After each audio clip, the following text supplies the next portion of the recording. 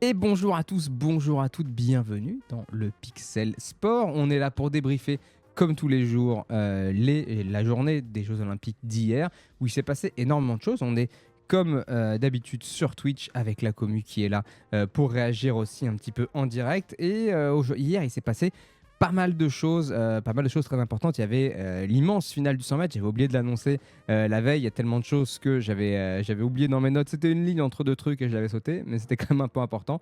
On en reparlera bien évidemment. On avait la finale chez les hommes en tennis, pareil, avec une grosse portée historique. Et puis deux, trois autres choses sympas.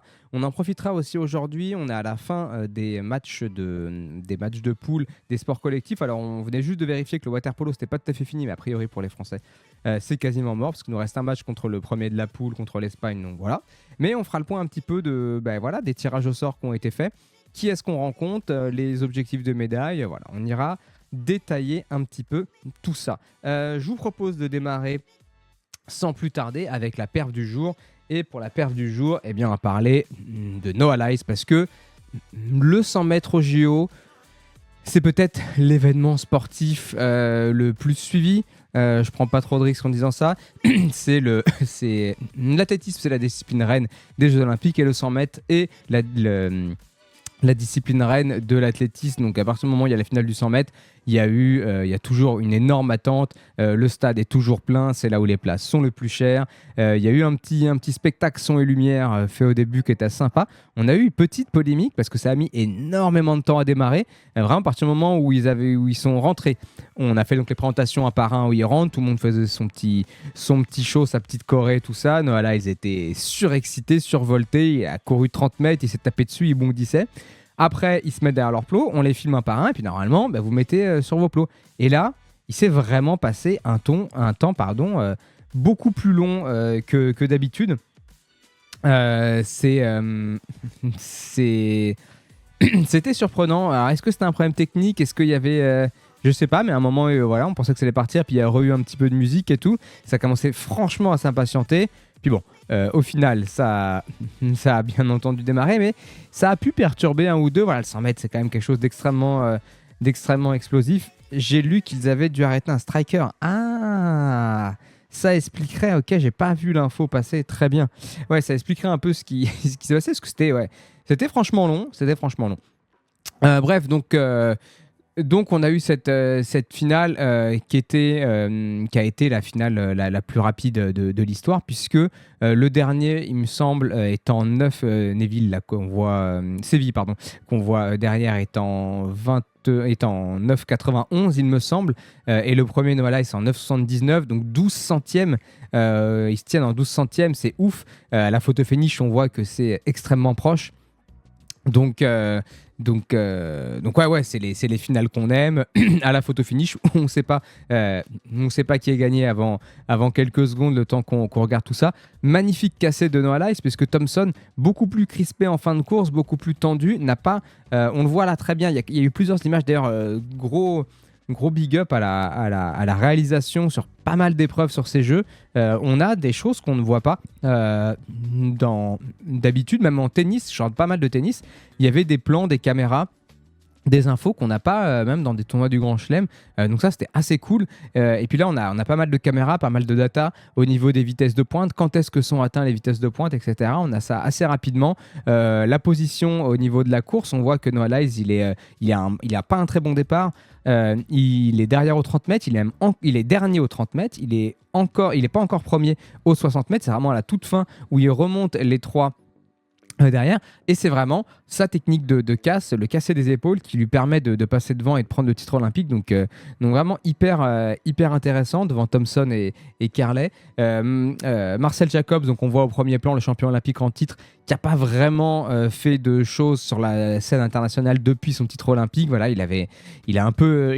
n'a pas disparu parce qu'il y a eu des perfs sur des Europes ou quoi, mais il n'a jamais... C'est simple, avant les séries, il n'avait jamais couru aussi vite que sa finale lors des JO sur ces 3 dernières années. Bon, il n'a pas créé l'espoir, mais il a quand même été... Il était loin d'être ridicule, il finit 5e. Et puis bah voilà, pas très loin. Enfin, on est sur des, comme on disait, sur des gros temps, donc avec une belle densité. Donc vraiment super course, beaucoup de tension. Et puis Noah Lyles, même s'il est un petit peu énervant, bon, ça reste voilà le champion du monde en titre, qui devait confirmer qu'il y a énormément de pression, qui s'est mis un énorme challenge. Salut Slee Green. Les stats en image après la course, c'est parfait. Ouais, non, mais c'est clair, c'est vraiment top ça. Donc ouais, il s'est mis face à un défi fou. 100 mètres, 200 mètres, 4 fois 100 mètres, j'ai envie de dire presque classique. Voilà, c'est un triplé que Usain Bolt a fait, que pas mal de sprinters ont fait, au moins le 100 4 fois 100. Mais il y a pas mal d'athlètes qui doublent 100-200. Surtout qu'on voit que Noah Lyles, à la base, il me semble, si je dis pas de bêtises, c'est un gars du 200 qui est descendu sur le 100 parce qu'il a une grosse vitesse. On voit bien que sur la fin de la course, c'est là où il accélère.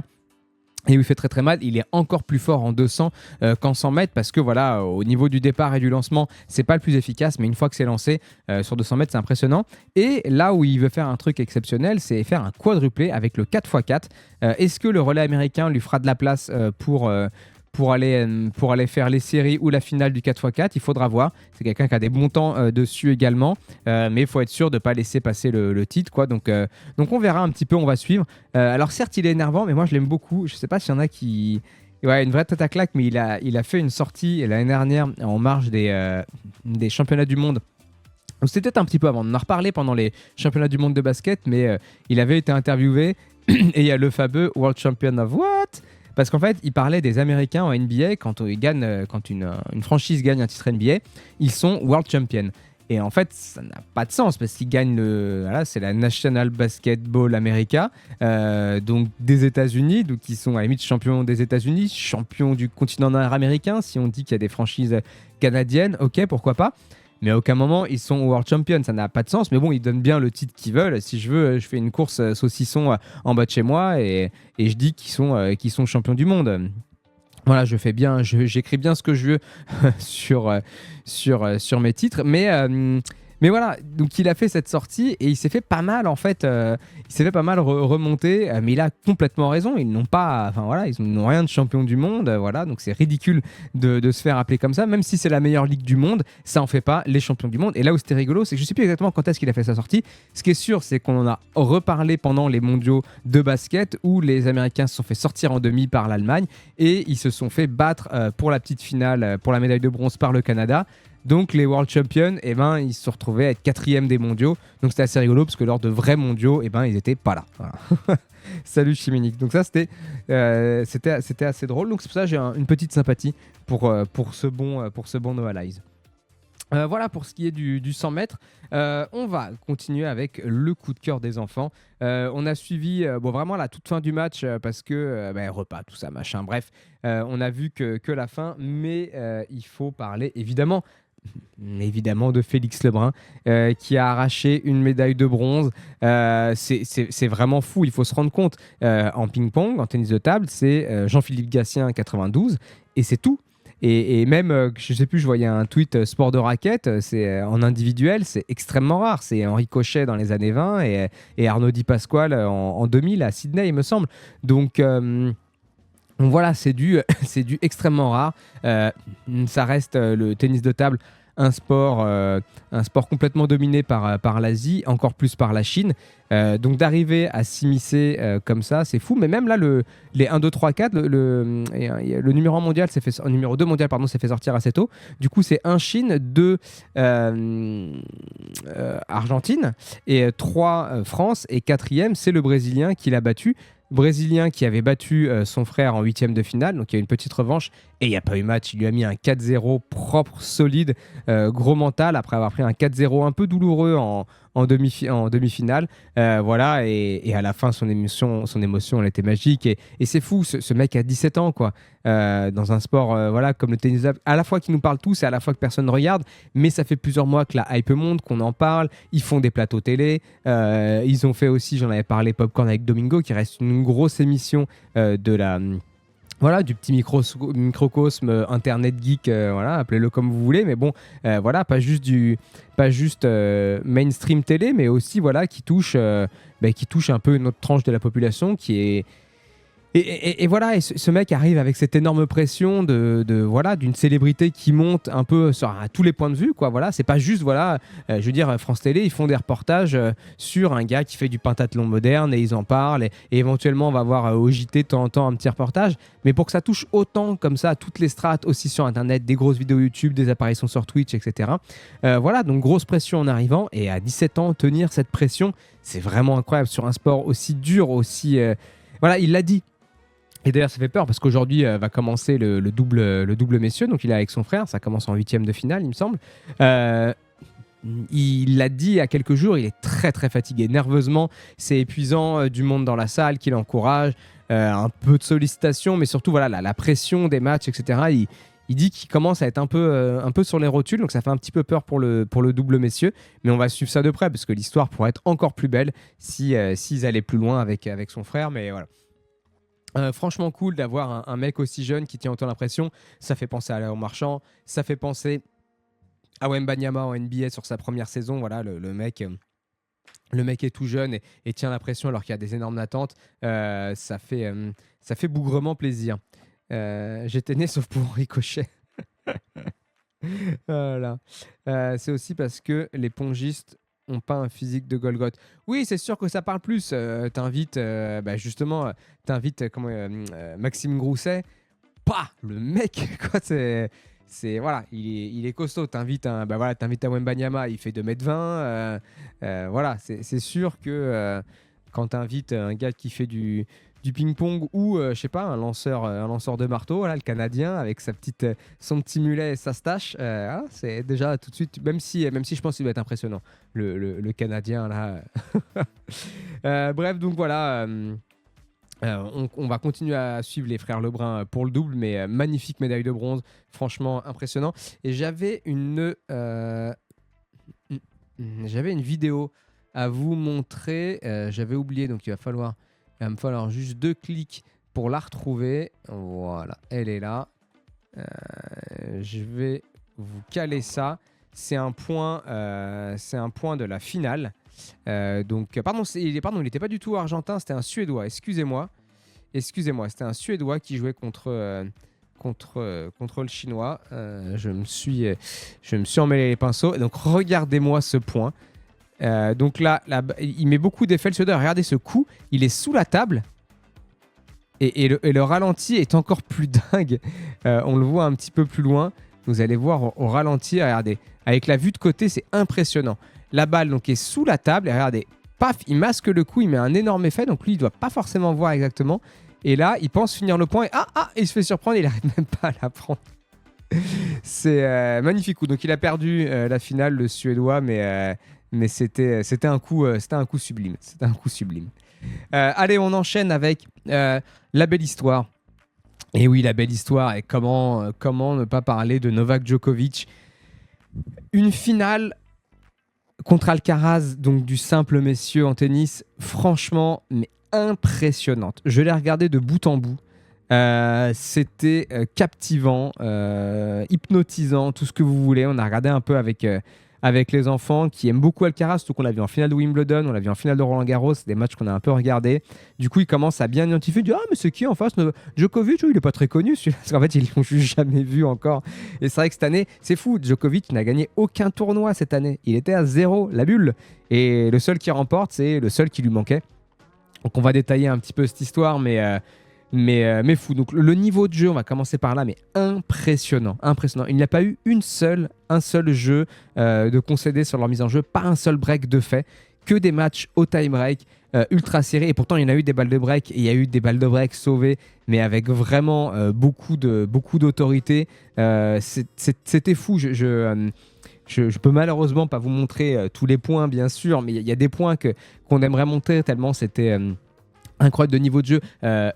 Alcaraz, il a sorti de ses amortis qui ont vraiment complètement déstabilisé Djokovic, qui l'ont laissé sur place, des bien dosés, bien masqués. Il l'a mis en retard plein de fois. Il y a eu des séquences où vraiment il a dominé, où il a fait des défenses. Mais Djokovic, à un moment, enfin voilà, le point était fini, il n'y avait pas de souci. Et il en remettait une, et il en remettait une. Et à un moment, il l'a fait rater une demi-volée comme ça, qui était normalement qui était normalement toute droite, il n'y avait plus qu'à poser, mais c'était le 3 ou 4e coup que Alcaraz venait lui ramener. Et impressionnant, on a eu Djokovic aussi à un moment qui a fait une énorme défense sur un point assez close, je crois que c'est peut-être même une balle de break, où il fait rejouer une fois de plus Alcaraz, qui peut se matcher en fait, la balle lui passe au-dessus, et puis il décide de la laisser passer, du coup rebond au fond du court, et les smatchs du fond du court, voilà, là c'est pas évident, donc ça vous fait une sorte de service un petit peu, voilà, mais ça repart dans l'échange, alors que s'il met un smash, ça peut plier le point, quoi, et c'était très très chaud, fin de deuxième, il a eu des occasions de breaker Alcaraz pour éventuellement empocher le deuxième set, donc ouais, niveau de jeu vraiment vraiment incroyable. Les deux ont été bons tout du long. Ils se sont vraiment. Il n'y a pas eu souvent dans les matchs de tennis, surtout en 3-7, on a ça. Il y a des moments voilà où il lâche un set, où il y en a un qui est bon, puis après c'est l'autre. C'est pas toujours synchronisé. Là, ça a été long. C'est près de 3 heures de jeu pour 2 sets, c'est énorme. Il y avait, je crois qu'il y avait 2-2. On jouait déjà depuis 30 minutes, un truc comme ça. Le premier set, c'était plus d'1 h 15. Enfin, c'était dingue. Près de 3 heures de jeu, d'intensité folle, pas de répit, il y a eu très peu de jeux blancs ou de jeux à 45, quoi. Chaque jeu a été accroché, ils ont vraiment tout poussé jusqu'au bout, tous les curseurs. Un monument des matchs en 2-7 du tennis moderne. Clairement, voilà, j'ai pas vu non plus tous les matchs de la Terre, de Master 1000, de machin, mais là on est sur un niveau de jeu extrême, vraiment, et de spécialistes qui se bouffent beaucoup de matchs, on a été sur quelque chose de fou. Et puis donc avec cette dramaturgie de Alcaraz qui enchaîne Roland Garros, Wimbledon, le plus jeune à faire le doublé, impressionnant, et Djokovic, ben voilà, qui s'est blessé pendant Roland Garros, opéré du ménisque, il revient à Wimbledon, il arrive à accrocher la finale, il se fait découper par Alcaraz. Puis là, on arrive sur cette finale et vraiment, Djoko, on sent le supplément d'âme, la motivation supplémentaire. Il avait un regard, des attitudes qu'il n'a pas en Grand Chelem. Les Grands Chelems, il en a à plus quoi savoir en foutre. Donc forcément, la motivation est moindre. En tout cas, la motivation est décuplée pour ce match parce que la médaille olympique, il n'en a aucune. Il n'a même pas réussi à avoir la médaille de bronze une année. Il se fait battre par Del Potro. Il est effondré. Donc il voulait cette médaille, c'est ce qui lui manquait. Les Grands Chelems, les Master 1000, les places de numéro 1 mondial, les records, il les a tous. Il lui manquait un titre olympique et c'est chose faite. Donc bravo à lui parce qu'il a fait preuve d'un gros mental dans les 2 tie-breaks. Il a réussi à s'en sortir magnifiquement bien. Le premier assez serré 7-5 et le deuxième un peu plus tranquille à 7-2. Voilà, on sentait qu'Alcaraz avait un petit peu lâché. Dès qu'il y a eu le mini-break de fin, en fait, ça a été compliqué. Des petites erreurs d'Alcaraz dans ces jeux décisifs qui ont permis à Djoko de l'emporter. Et voilà, on ne peut que s'incliner face à ce joueur.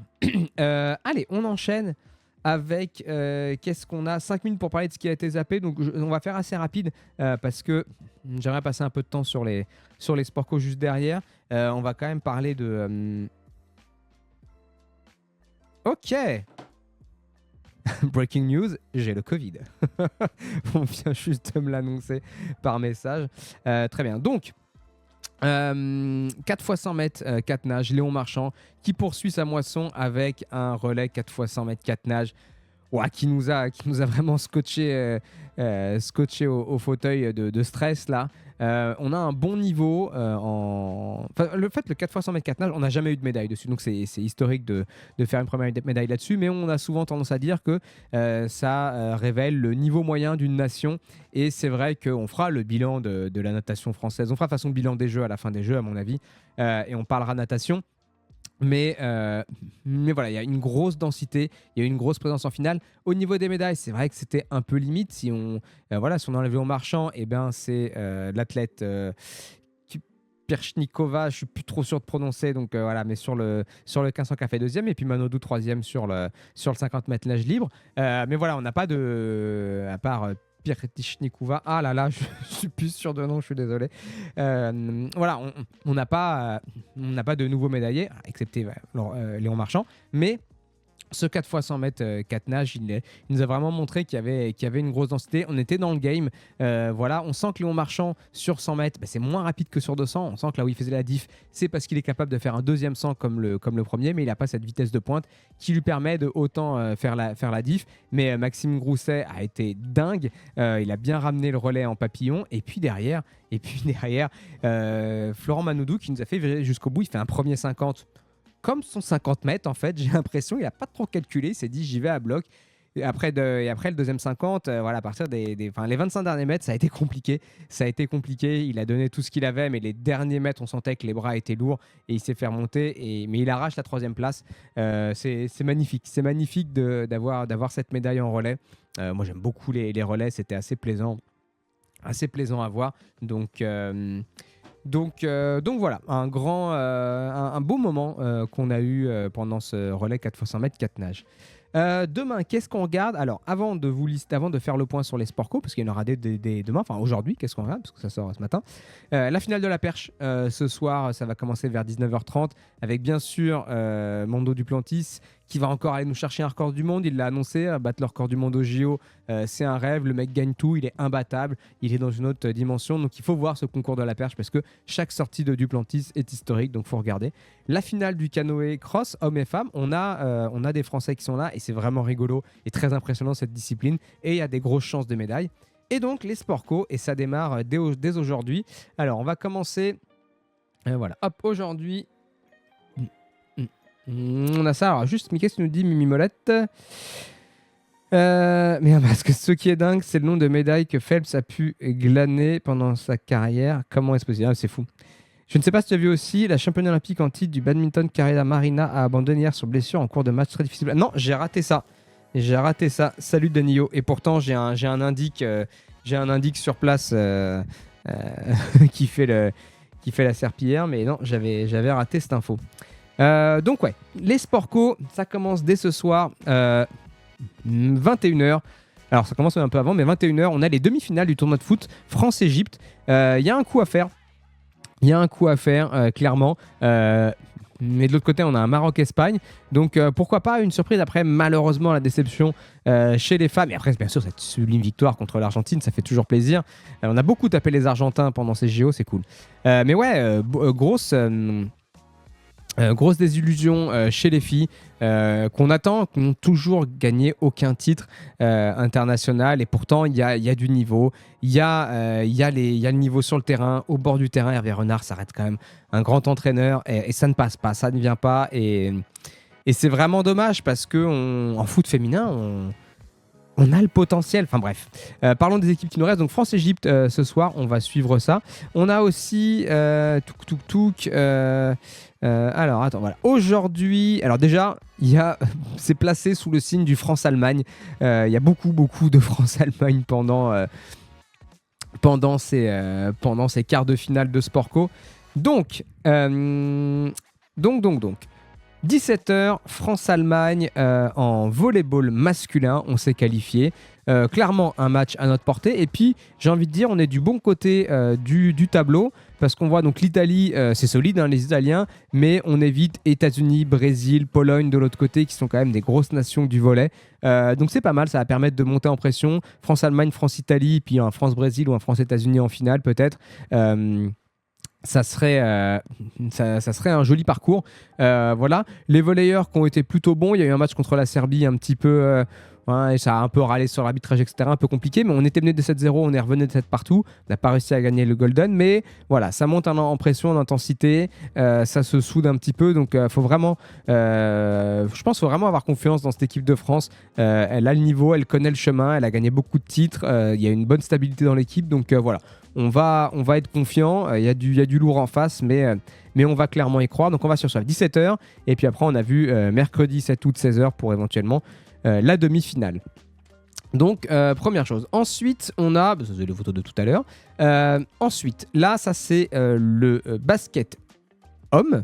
Donc ça c'est demain. On a eu le tirage au sort France-Canada et on évite la partie de tableau des États-Unis. C'est toujours ça de prise si jamais on venait à battre les Canadiens.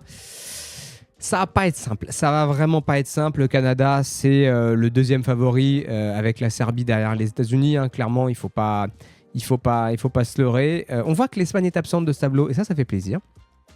Ça, c'est champion olympique en titre. Qui ça? Ah oui, le volley, j'allais dire. Ok, oui, bah oui, bien sûr, champion olympique en titre, on en parle au début, donc bien sûr. Donc France-Canada, ça va être compliqué. Il y a vraiment une grosse armada en face côté canadien. Shell Gilgeous-Alexander, qui est top 3 MVP cette année en NBA. On a Jamal Murray qui est champion NBA l'année dernière avec les Nuggets. Voilà, gros meneur. Et puis à côté de ça, on a des bons joueurs et puis des joueurs qui jouent aussi régulièrement ensemble aux Raptors à Toronto. Ils ont pas mal de Canadiens dans la franchise du Canada, alors que recruté de 3. Donc voilà, c'est des joueurs qui se connaissent bien, des grosses individualités, un bon collectif. Et puis nous, on n'a vraiment pas montré de belles choses du tout, donc on n'est absolument pas favori. Après, voilà, ça va tout donner, ça va s'arracher, on va supporter à fond, on va espérer. Mais personnellement, j'y crois peu. J'avais annoncé un quart de finale, moi, chez les hommes en basket.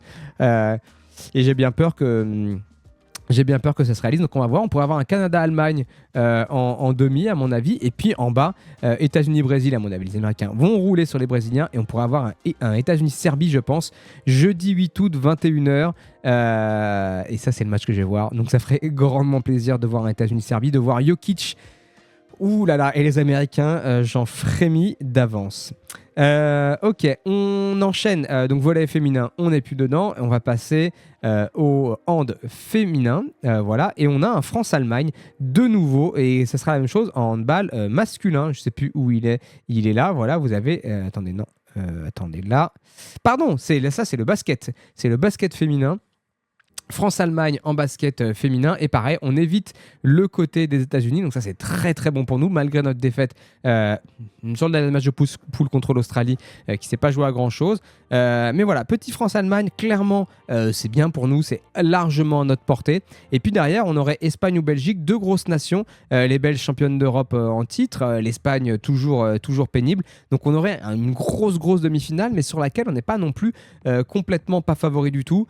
Comme voilà, les États-Unis et l'Australie, clairement les deux zogs sont là-haut, mais le problème c'est que si jamais on venait à perdre, donc si on gagne l'écart et qu'on perd en demi, j'ai peur que ça soit un petit peu compliqué. Après, le match pour la 3e place, ça serait Australie ou États-Unis, sauf surprise, et sûrement Australie. Donc on retrouverait l'adversaire de poule. Compliqué. Donc là, la France a vraiment déjà passé le quart de finale, évidemment, et puis derrière, tout donner pour retourner en finale et refaire une médaille d'argent. Voilà, comme à Londres. Londres, Rio, les braqueuses, c'est Londres en 2012, la médaille d'argent. Donc voilà, on va être à fond, mais clairement plus de chances que chez les hommes, selon moi. Donc ensuite, on passe au tournoi de hand féminin. Donc là, on va jouer l'Allemagne, encore une fois, France-Allemagne, 13h30 demain. Voilà, belle nation du handball, l'Allemagne, mais les Françaises ont vraiment été impressionnantes en poule. Ça a vraiment montré de la sérénité, du contrôle, un bon collectif. Donc là, voilà, moi, j'ai vraiment de belles... de beaux espoirs. Et puis même, voilà, donc le deuxième tour, la Suède, ça sera sûrement la Suède qui passera contre la Hongrie. Ça sera compliqué, mais c'est à notre portée. Enfin, vu ce qu'on a montré, c'est clairement possible. Le 3-3, c'est un sport. On parlera du 3-3 aussi un petit peu après, bien sûr. Et puis on évite Norvège dans le haut du tableau. Donc ça, c'est toujours cool. La meilleure nation, voilà, celle qu'on rencontre souvent. Donc on est à chaque fois du bon côté de tableau, j'ai l'impression. Et ensuite, le hand masculin, France-Allemagne, de nouveau, mercredi, 13h30. Et là, ce France-Allemagne, c'est plutôt cool. On est quand même d'un bon côté. Norvège, Danemark, Suède, tout ça, c'est en bas. Donc, c'est quand même cool. France, Allemagne, Espagne, Égypte. Alors, Égypte, on fait nul. Espagne, bonne nation, mais on peut les taper. Donc, on a quand même eu de la chance, je trouve, au tirage. Voilà. Et puis, à un moment, là, les gars du hand, donc on a gagné... on a bien gagné hier. Là, ça a fait... hier, avant-hier, je suis perdu. On a fait un bon match. Contre la Hongrie pour se qualifier. Voilà, beau money time, on a bien contrôlé, des bons arrêts, une bonne défense, on a été un peu plus sérieux. Et là, à un moment, en fait, ils ont la capacité de battre toutes ces équipes, il n'y a pas de souci. il faut juste mettre un peu les choses en place, être concentré, bien défendre les fondamentaux, pas de perte de balles bête, de la créativité en attaque, du mouvement. Il faut vraiment qu'ils jouent leur jeu, mais les capacités, elles sont là. Il faut juste le petit déclic où les gars, il faut y aller. Et après, je pense que voilà, si ça passe l'Allemagne, demi et finale, les gars, ils connaissent le chemin. C'est des gars qui ont des multiples titres mondiaux, européens, olympiques. Donc ils sauront faire. Je pense vraiment on peut leur faire confiance à partir du moment où on va passer le quart. Voilà, c'est des attitudes qu'ils connaissent et ils seront. Peut-être qu'ils ont besoin de ça, peut-être qu'ils sont, c'est pas bien, hein, mais peut-être qu'ils ont ce petit côté blasé bah voilà, des matchs de poule où bon bah oui bah voilà, c'est pas très important. Ils se disent pas ça forcément, mais inconsciemment il y a peut-être un truc où bon bah c'est pas la vraie compète et ils ont besoin de cette adrénaline, des matchs à élimination directe, d'être proche de la médaille, etc. C'est peut-être ça qu'il leur fallait, mais bon, on va voir. Pas rassurant sur les matchs de poule, mais pour le hand, ça ne présage en rien. On n'est pas rassurant en basket, ça ne me donne pas envie d'être rassuré pour la suite parce que on sent qu'il n'y a pas de système de jeu, il n'y a pas de vécu collectif non plus. Il y a deux générations qui s'affrontent un petit peu, donc on voit que c'est stérile en attaque, qu'il manque quelque chose. Là, le hand, c'est plus que bon, ben, ça se fait attraper, ça manque un peu de sérieux, mais les joueurs sont là et les joueurs ont l'habitude de jouer ensemble, donc ça peut cliquer, quoi. C'est pas du tout les mêmes situations selon moi. Donc voilà. Voilà pour le hand et on a fait le tour. Et donc en 3-3, on va jouer. Et pourquoi je ne l'ai pas? Donc c'est ce soir, 19h, on joue contre la Lettonie, il me semble. Et c'est direct les demi-finales grâce à un sublime match hier contre la Serbie. La Serbie numéro 1 mondial, c'était la meilleure équipe, les favoris, champions du monde en titre. On a été les taper donc en barrage pour accéder aux demi-finales. Donc là, il va falloir tout donner pour accrocher une médaille en 3-3, ça serait juste énorme. Et on attendait plus les filles qui sont malheureusement pas passées en demi. Mais voilà, grosse attente sur les gars du 3-3 parce que maintenant qu'ils sont en demi, on veut la médaille, comme on dit, on veut la médaille. Mais ouais, on va apprendre à détester les Allemands. On va beaucoup les rencontrer, les France-Allemagne. Là, ça va être chaud. Ça va être chaud. Bon, sur ça, en tout cas, ça fait plaisir là, d'avoir ces matchs coup près qui commencent en sport co. On est encore engagé, mine de rien, sur pas mal de compètes. On a deux en basket, une en volley. Et peut-être, une en water polo, non, c'est mort, et une en foot. Voilà, donc on va suivre ça. Mais voilà, sur ces 7 disciplines, ça serait pas mal de ramener quoi 3-4 médailles, ça serait beau, et un titre. Aller chercher un titre, les filles en hand ont vraiment été impressionnantes. Je mets une piécette sur elles s'il fallait miser sur une de ces équipes. Écoutez, voilà pour ce petit débrief de la journée d'hier, de voir aussi un petit peu aujourd'hui ce qui nous attend. Go les sports co, go sur le Discord pour jouer. Je pense au jeu concours, ça va être un peu tard. Il faut participer un petit peu plus que ça, mais quand même aller sur le Discord si vous voulez causer des JO avec d'autres mondes, n'hésitez pas. Et puis nous on se retrouve alors potentiellement ce soir en stream pour le débrief de la journée, et après il y aura peut-être une petite pause, on va voir. Après je déménage sur Paris pendant quelques jours pour justement regarder les JO, donc je vais voir quel setup je vais être capable de vous proposer. Il faudra que je regarde ça, je vous tiens au courant bien évidemment. Portez-vous bien, bonne journée et à très vite.